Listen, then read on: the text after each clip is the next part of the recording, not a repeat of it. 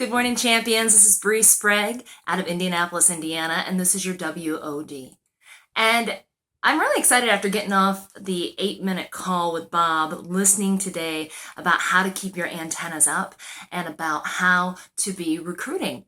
Like attracts like. We know that. We know that happens in every aspect of our life. Let's just be honest. If you don't like your life, probably nobody else is going to like it either.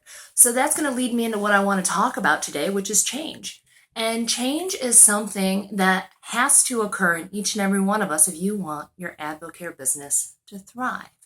And that's something that's probably going to rub some of you raw. I know that 4 years ago, when I was just at the point where I was ready to change, that I was pretty angry at that aspect. I was coming out of a part of my life that was really dark and depressing. My son, a year previous, had just almost died. A year and a half previous, this is part of my story a lot of you don't know, but I actually spent time in a hospital because I wanted to kill myself.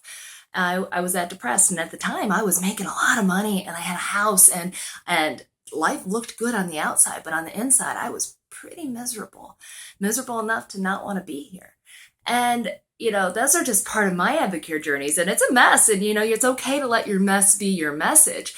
But if you want your life to change in any aspect, you have to change. That means you have to be willing to do the work.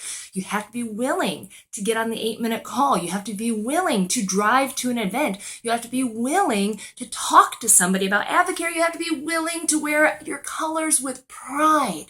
Pride. Because we have an amazing company, an amazing, amazing opportunity on our hand that if you don't tell somebody about it, somebody else will.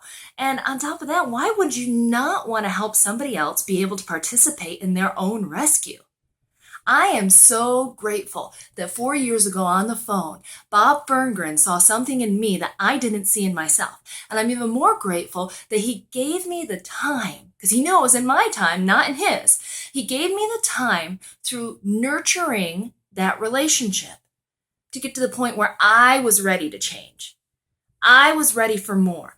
I was ready to become more, to be more. So if you're ready for that, don't wait any longer. Do the work. Figure out what it is that you want. Figure out where you want to be. You'll probably be surprised at what happens. Thanks, Bob, for being you. Have a great day, champions.